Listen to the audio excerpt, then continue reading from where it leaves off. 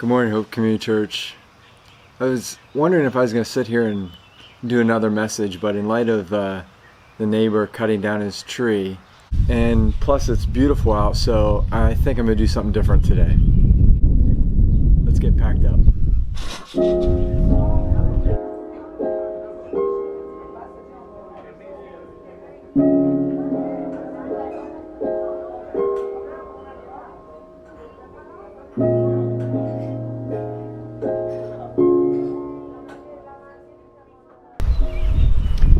I was thinking there really isn't a very good reason why I sit at the table and do these teachings anyway. I guess a lot of times we do things just because that's how everybody else does them. And so, yeah, I'm going to do it different today. We're going to head out to the Montour Preserve. I'm going to do a hike and do a teaching at the same time. See how that goes.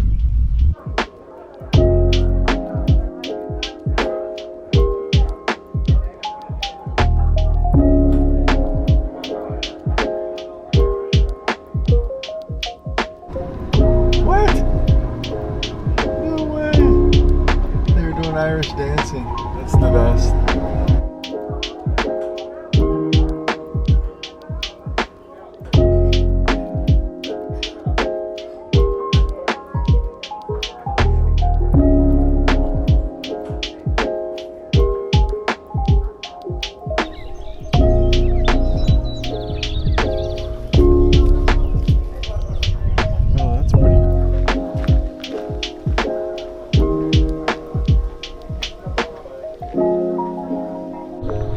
So, you may be aware of the fact that our views of the videos has been decreasing. And it's interesting because that actually follows the national trend. I saw a research by George Barnum that was released this week that said 48% of churchgoers have not been viewing any messages from their church in the last 4 weeks. So, we're starting to see a decrease. They don't give a reason as to why, but it's just a reality. So as the number of views decrease, obviously that concerns us. And so as leaders, we were talking about that. But one of the encouraging things is that as we started thinking about it, sure, our views have gone down, but the number of people that are involved in house churches is significant. I would say that 70 to 80% of our church bodies involved in some sort of house church, whether it's virtual or in person. And that's really encouraging. So, I'm not sure how much longer we'll do the videos. Maybe the videos will just become a walk in the woods with me. I don't know. For the few who still want to watch it.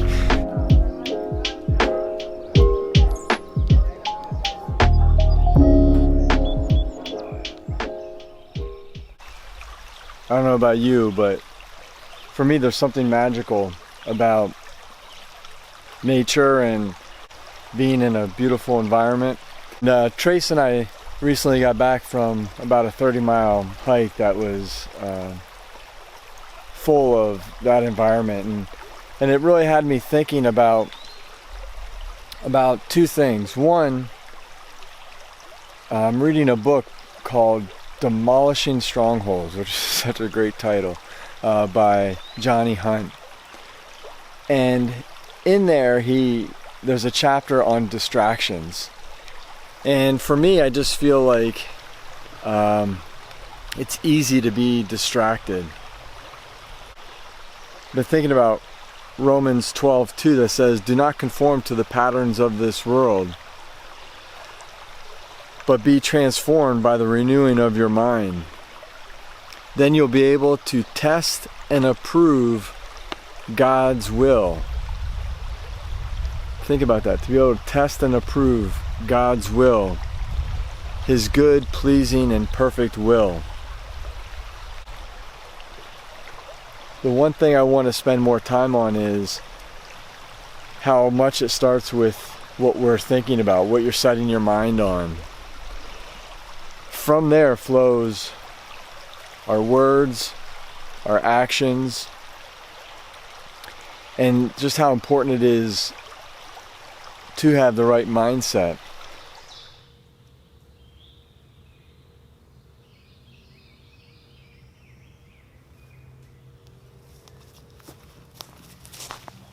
So when I say magical, what I mean by that is it causes me to stop and just think about God, and how, I feel like too often I'm distracted to have those moments, and I need to be more purposeful to create those moments. So just like when I thought I saw a scarlet tanager here, I got real excited, and I would think of those as one of those magical moments that causes me just to think about how amazing God is. In the book, Johnny Hunt talks about that distraction is a passive action. And I like that word because it's just we just kind of drift. And we don't put thought into the fact that, hey, I think I'm just going to let my mind wander off. And you may not think of that as a very important thing to not be distracted, but after reading what Paul says in Corinthians, I feel a little more convicted and challenged on that. I'll share that in a minute.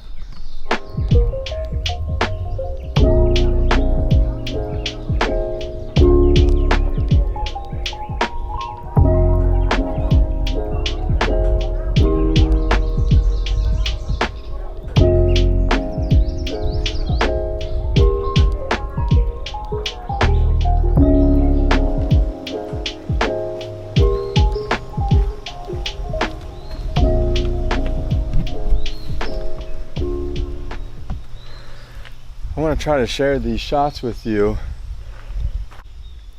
get you to decrease the distractions and allow you to think about God. There's value in that, and hopefully this can contribute towards that. Makes me think of an old Switchfoot song that talked about adding to the noise and adding to the distractions. And that's what I'm trying to not do right now. Now I recognize that nature doesn't inspire everybody. But I think for a lot of us, it does cause us to recognize God's goodness and who He is.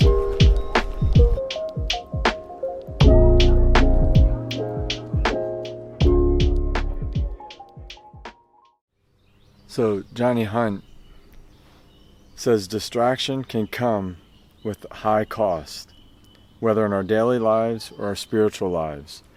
Distraction speaks of dividing one's attention. And so there's a lot of things that are pulling for your attention. And so I think of how we can, the reality is social media, computers, cell phones, all that stuff is really an attractive vice for a lot of us. And sometimes I feel hesitant to challenge us on that. But think about what, as I mentioned before, what Paul says in 1 Corinthians 7:35. Some fish jumping. It's distracting me.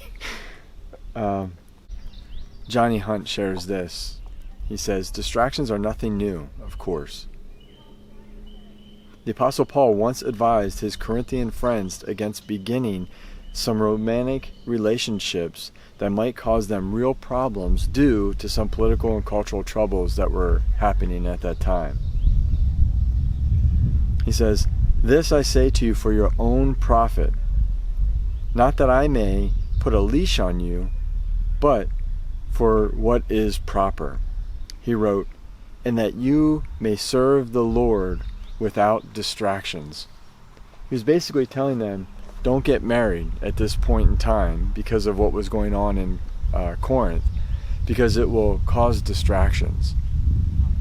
Sometimes I think we take too lightly the consequences of being distracted, being as distracted as we are.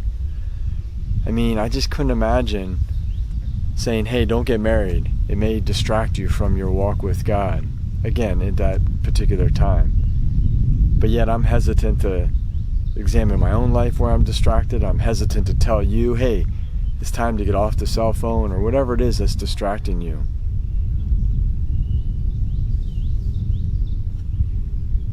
It takes it to a different level for me.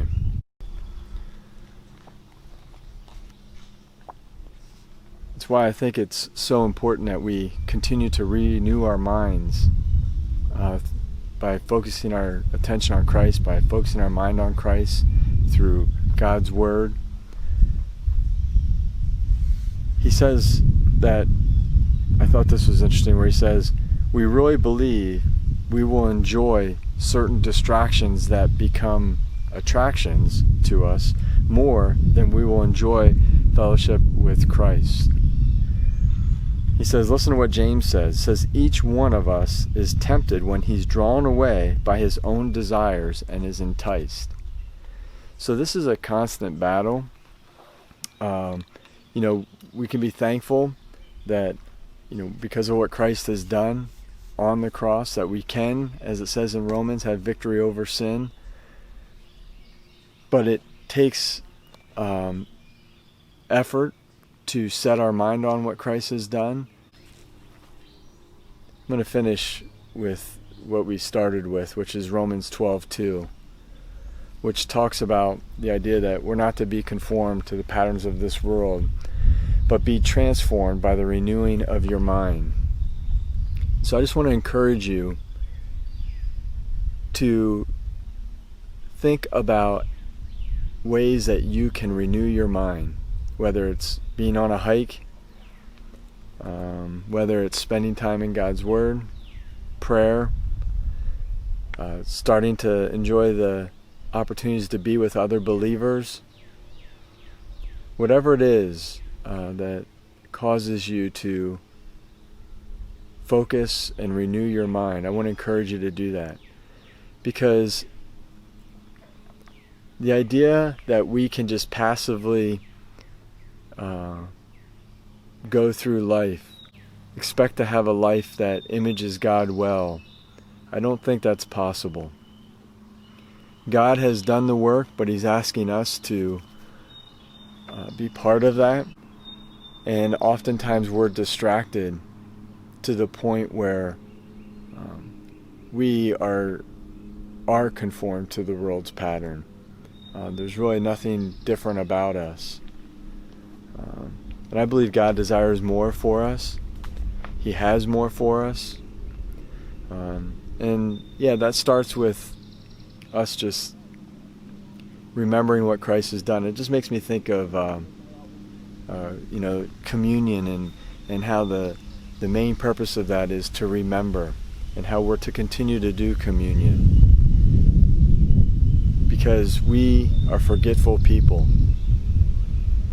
We're forgetful and we're distracted. And my prayer is that as we become aware of our distractions, we work on minimizing them.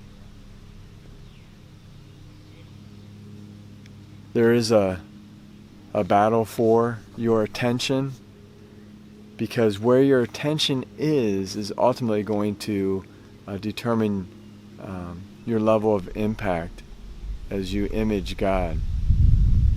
So my hope is that we just have our attention more and more on what Christ has done, and as a result we can image Him more and more.